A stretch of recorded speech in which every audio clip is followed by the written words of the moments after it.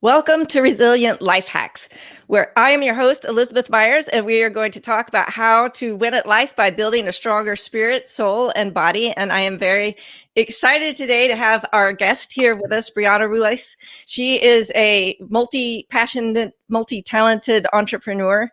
She is a lifelong singer, a best-selling author. She's a reality TV host, or I'm sorry, not a host, but a star, one of the top finalists in American Idol. And thank you so much for joining us today. I'm super excited to hear your story and what you have to share with us. Well, thank you for having me, Elizabeth. I love your podcast. I love, the mission and soul and message behind it. And I'm super excited to be here. So thank you. Yeah. Well, it's not a super long show, but I feel like there's so many different things that we could talk about, so many ways that we could go. But if you could just kind of give us a background about how you got interested in singing and, where your journey began and what kind of bumps along the road that you hit. Oh, yeah, absolutely. So it's interesting because, I am going back to, growing up, born and raised in Dallas, Texas. The avenue for me to pursue music and art and theater was musical theater at the time. We didn't have music schools on every single corner. So I grew up doing musical theater. That was sort of my, lane as it pertained to performance.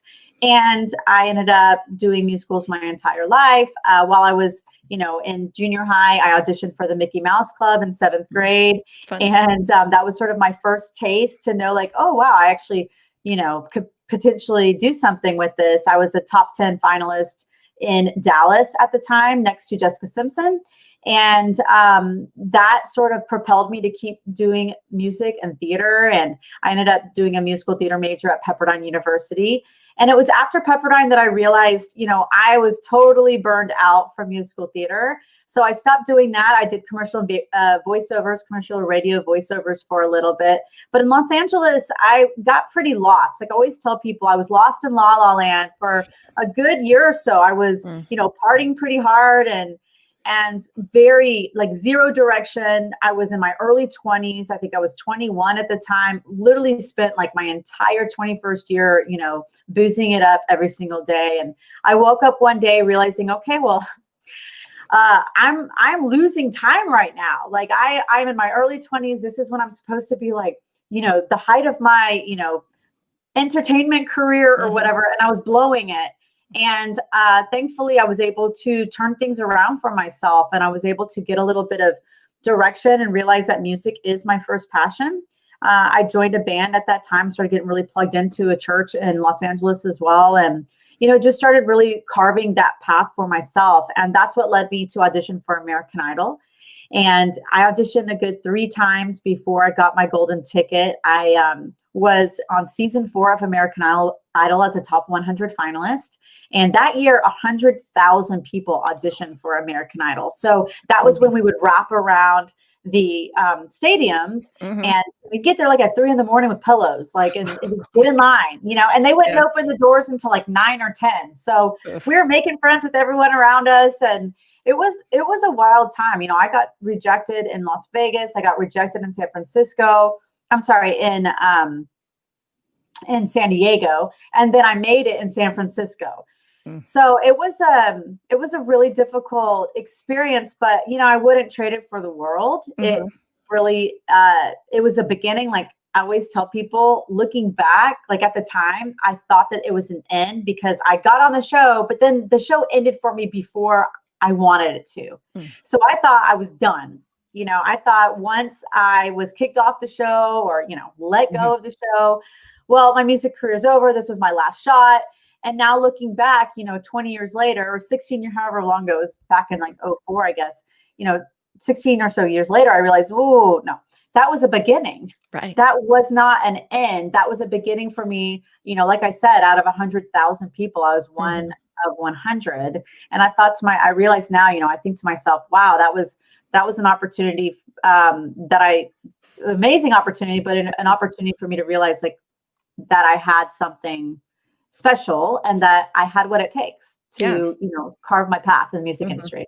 Yeah. And that's so important because sometimes we're so hard on ourselves too. When we're going through something, we only see, the failures and not all the successes. It's easy to dismiss our own victories. I have a little sign that says celebrate every victory. And, I Yeah.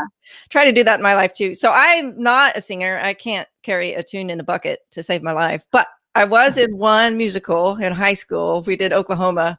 I grew up as a dancer, so I was kind of the lead dancer, but I had to sing as part of the audition. They made everybody sing. And they all knew that I couldn't sing. So they're just like, just sing happy birthday quietly and we'll let you pass. So, and then I tried out one time it was like a bigger production of West Side Story. I auditioned. I was just auditioning for the fun of it. I knew I wasn't going to get into it, but my goal was to get cut before they got to the singing part, because the dancing was first and then the singing and then the acting. So I did. I got my goal. I got cut before I had to sing. Oh my gosh. To watch Wow. the rest of it. But That's so tell great. us what that was like as you were going through that. Not meeting your goal the first couple of times. Were you really discouraged, or did you know you just needed to keep trying again? The first couple of times that I got rejected, I was discouraged because it's really heartbreaking. You put a lot of energy and time and effort and money, by the way, because I'm traveling. I'm in my early 20s. I could barely pay my rent. And, I'm driving to Las Vegas, or I'm flying here, and you guys stay in a hotel. And it's a time commitment, it's an energy commitment, and it's a financial commitment to do this. And so, and I was close in Las Vegas. The producers were like, you're so close. And I'm like,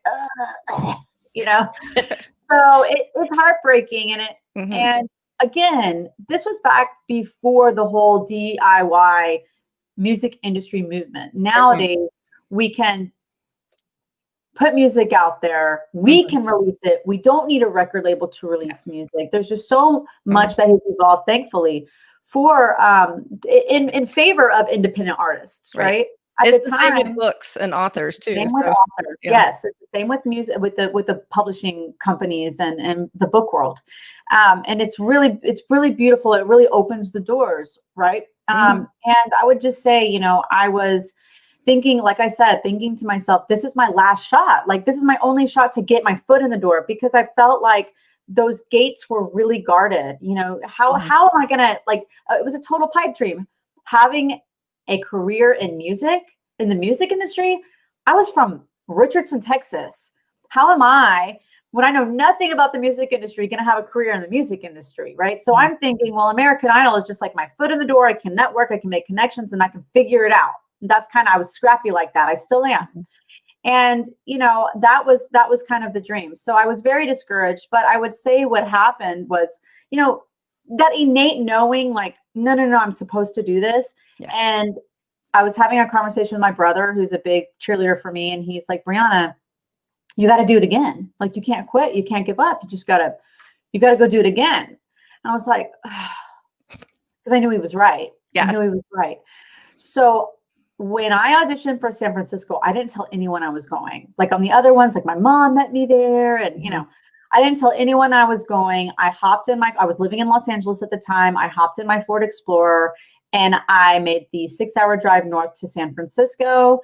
And I did stay with a friend, so she knew I was doing it. But I did it by myself. I got online by myself. I told my roommates, and that was it, and I just went up there and I went for it. And I knew I knew I had to do it. And that was the last audition city that season. So San Francisco was the absolute last opportunity for that season. Right. So yeah, I'm glad I did that. And it was necessary.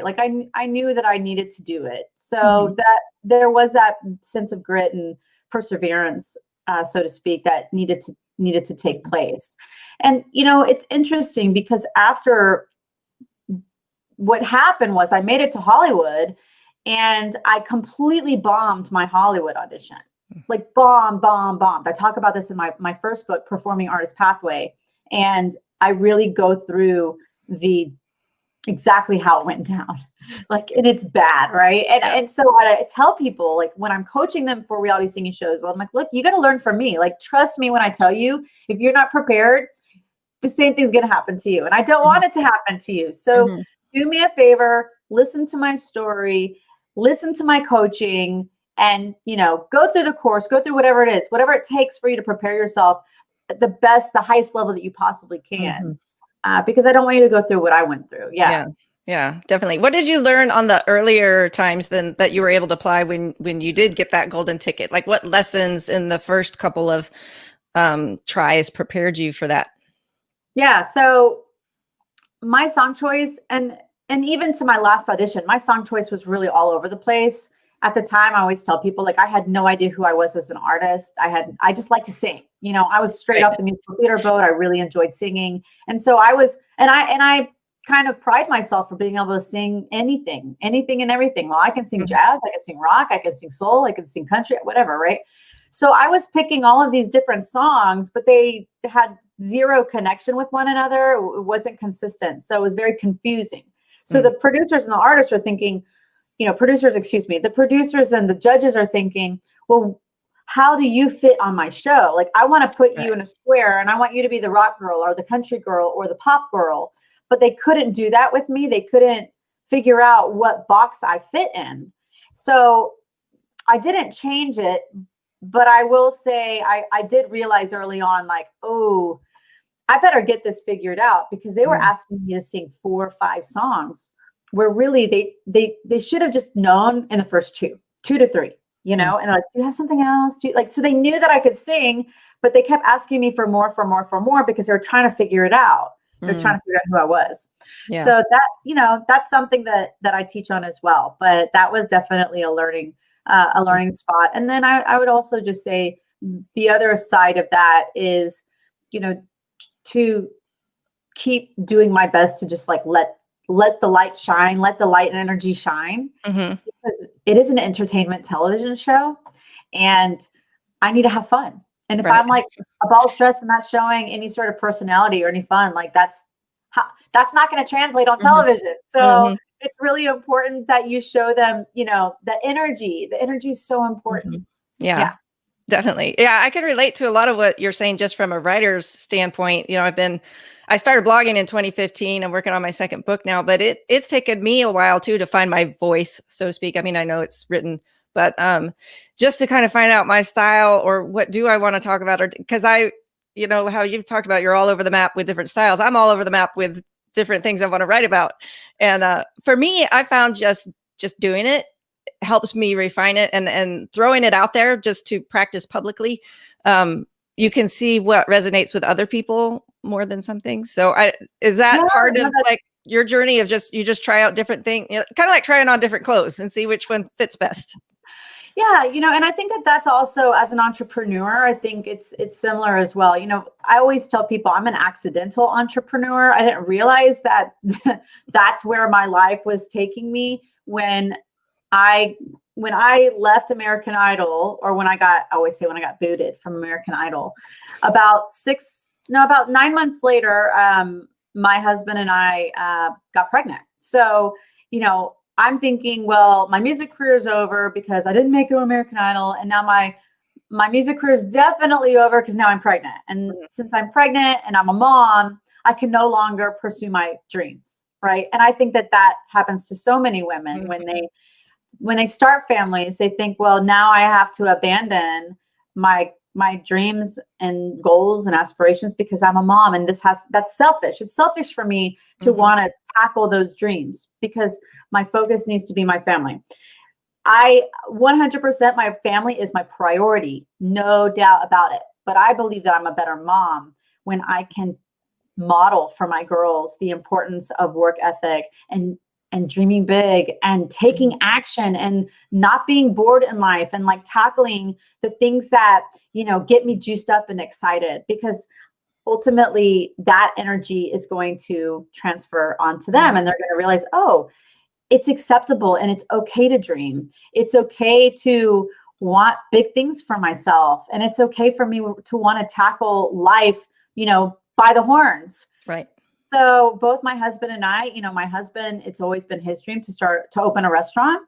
And 6 years ago, he was able to realize that. And I'm, just supporting him in his dream. In addition, he supports me in mine. As like I said, I'm now a performing artist consultant. I do strategy work with performing artists, in addition to being a reality TV music coach. So we're both charting our own paths as entrepreneurs.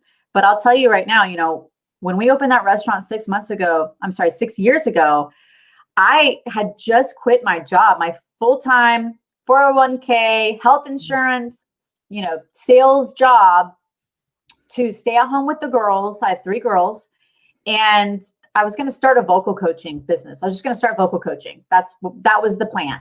Mm-hmm. Well, 2 months after I quit my job, we got the keys to our first restaurant, and we didn't see that coming. It was a very last minute opportunity. My husband jumped on it, and voila, suddenly overnight, what it felt like, we were restaurant owners. So we both went from double cush 9 to 5, and now Victor was in the restaurant industry, so his wasn't 9 to 5, but salary jobs, very comfortable lives, to no income, double entrepreneurs, like within 2 months.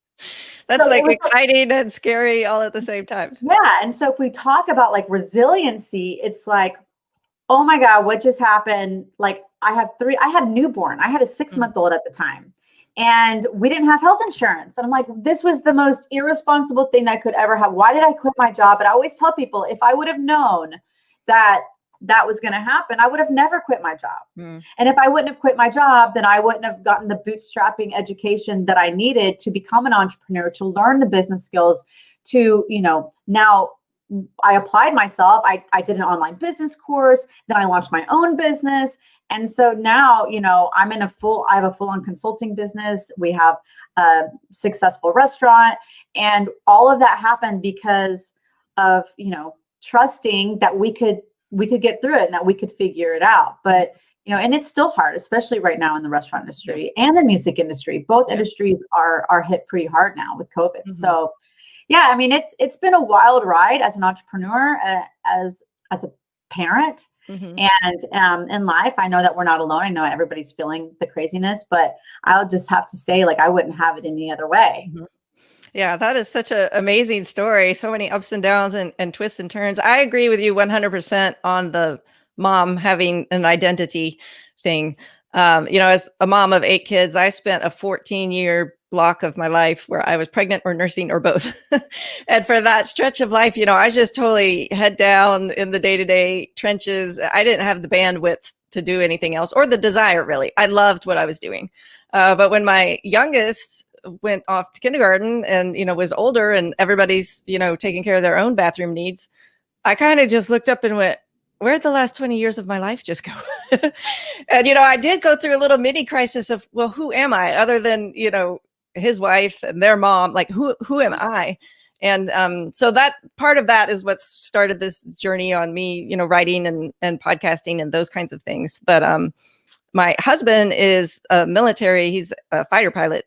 He is getting ready to retire, and we're kind of swapping roles a little bit. And I'm going to be trying to go into more full-time writing and speaking and things. So I am very interested to hear from you how that works with you and your husband and double entrepreneurs, and you guys supporting each other's dreams. And what tips do you have for couples who are both pursuing their dream, and how to make that work? Yeah, absolutely. It really is a balance. I just have to say that, we mutually respect one another. And I think that that's the first thing. It's also an understanding that things are not going to be comfortable. They are not going to be comfortable for a while. Like, we're in year 6 of our restaurant, and they usually say by 5, things start kind of, well, COVID just hit, right? Yeah. So, we don't expect the restaurant industry to recover anytime soon from all of this. It's going to be tough.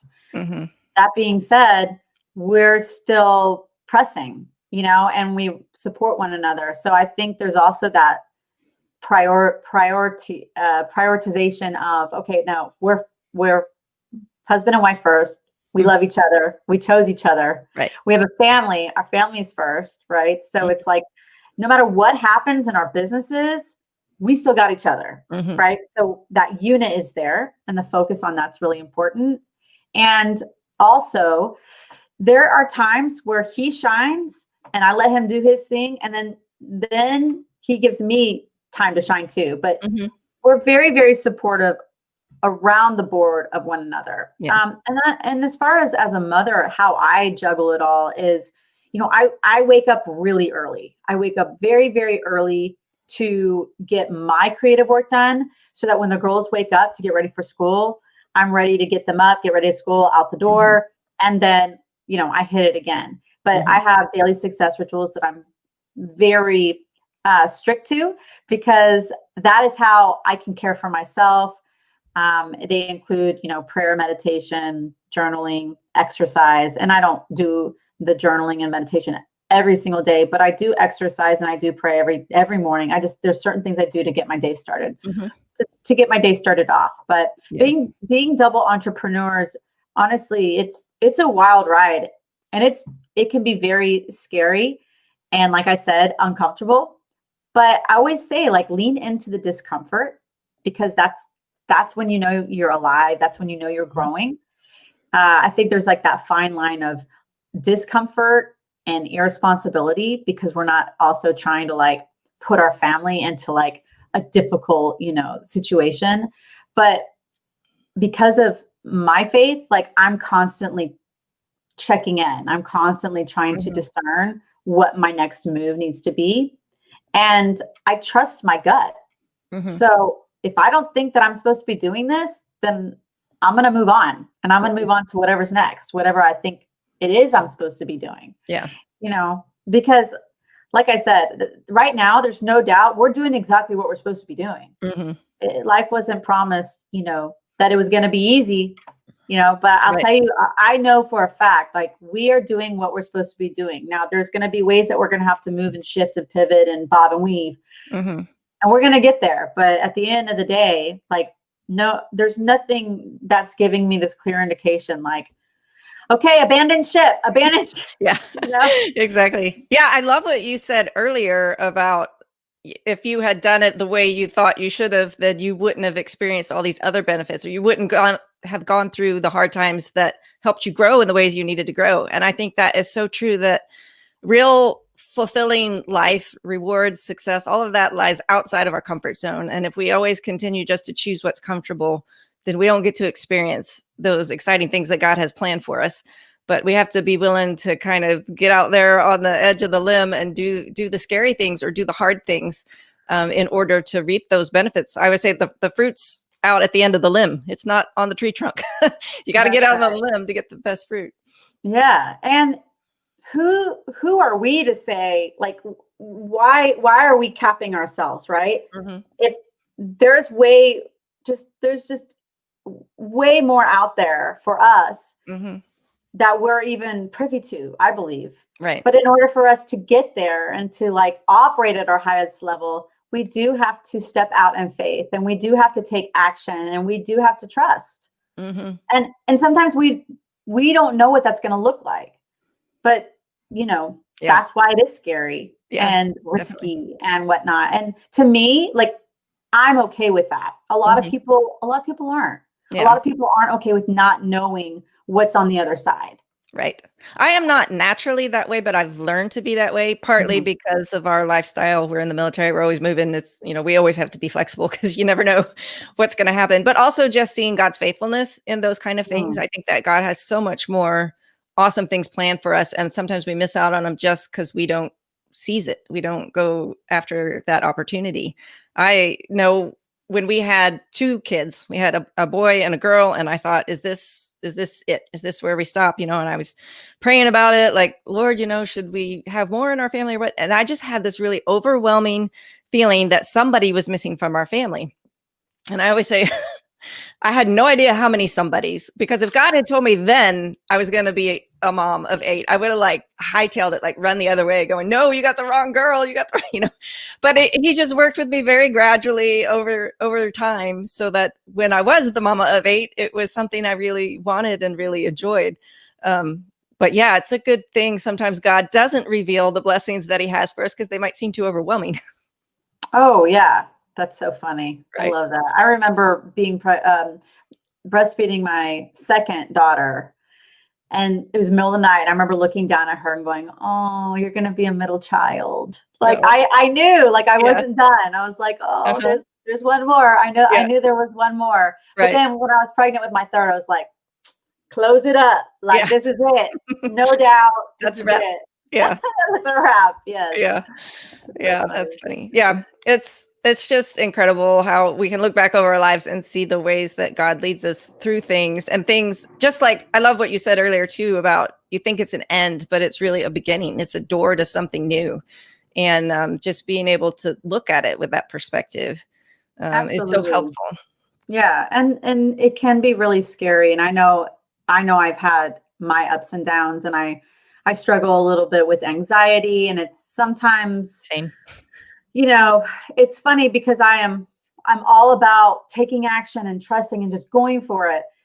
And I do it 100%. Like I go all in. Mhm. And, I still struggle with, am I really trusting that it's going to be okay? Because Mhm. I'm sitting here worrying about it or having anxiety about it. And Right. anxiety is the antithesis of trust. So am I really Mhm. trusting? So, that's something that I think about almost every single day. Like I pray about, like I want to trust. I want to have total reliance upon, spiritual timing. That's what, Mhm. I was reading that from my friend Marshawn's book. I love that acronym for trust, total reliance upon spiritual timing. And I just lean into that a lot, especially even as of late, even like probably the most I have in my entire life, Oh yeah. So yeah, I think that we have opportunities to either buckle and crumble and just fall back a little bit Mhm. and like wait, or like wish things could be back the way they're going to be, or the way they used to be, or Right. like living in the past, right? Mhm. Or we can be forward thinking, and we can be innovators, and we can continue to create, and not just create um, works, whether it be art or writing or whatever that is, but create the lives that we want, Mhm. create the lives that we know we would be experience joy in, and all Mhm. of that, because Yeah. we have that ability to do that. Yeah, exactly. I think when life is like this, it has been this past year where things just get shaken up. We have that opportunity to either kind of shrink back from it and kind of, cower in the corner, which honestly, I think for a lot of us, that's my first reaction. Or we have the opportunity to grow into that. Like you said, lean into that discomfort and become more than we were before to answer the challenge that's in front of us. So That's right. I And love we all have that it. innate ability to do so, to kind of like rise up, not kind Right. of, to rise up, to lean Exactly. into it, and to make that choice. Hmm. But it's a lot easier to not make the choice. Yeah. It's a lot easier to just like wait it out. Right. Yeah. And if you're going to wait it out, you're going to be waiting a long time. Hmm. Yeah. I because, just had the because image times pop are into my changing. head of like a caterpillar going, it's Yeah. easier just to stay a caterpillar, but you could be a butterfly. You got to go Sure. through that painful process of Yeah. metamorphosis, but there's so much more. There is. Yeah. There is 100%. And that's what I really do think, that is probably one of the best things to come out of this year, is for those who accept the challenge, you know, allowing this year to be that year where you go, okay, well, Mhm. I'm supposed, life's getting shaken up here, Right. so Yeah. this is my chance to roll with it, and Yep. to, like I said, rise up and Hmm. become, what you want to be, or Right. if that job, maybe you lost that job, well, maybe that was an opportunity for you to actually do what you want to do, Yeah. whatever that is for you. And look, I'm not discrediting how difficult this year has been for so many, including myself, or people losing. I mean, so many lives have been lost. There's all of these different really difficult, horrible, tragic things that have happened. Hmm. And there's mourning, and there's grieving, and pain, but there's also healing and growth and opportunity. And so, I just think and believe that all difficult times, all challenging times can evolve into beautiful opportunities. Hmm.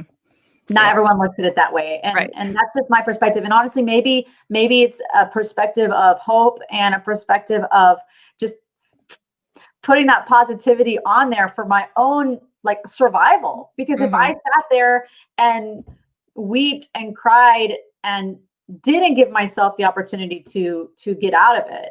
And there's obviously a healthy amount of, weeping and crying that we should do. But at some point you got to wake up and go, okay, I've cried, I've mourned.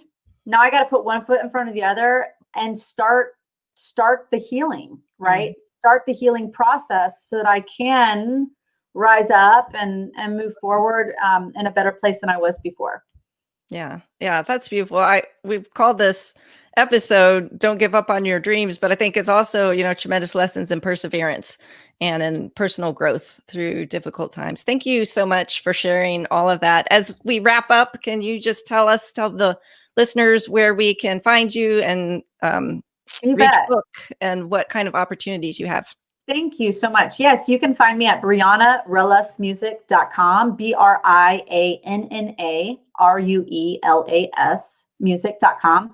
I'm also on Facebook and Instagram at Brianna Ruelas Music. You can follow me there. And my books, Performing Artist Pathway, which is all about navigating the highs and lows of your music journey, and Make Reality TV Your Reality, are both on Amazon.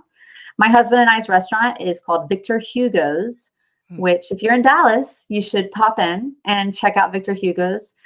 And so I've got online courses for both entrepreneurs and musicians and artists.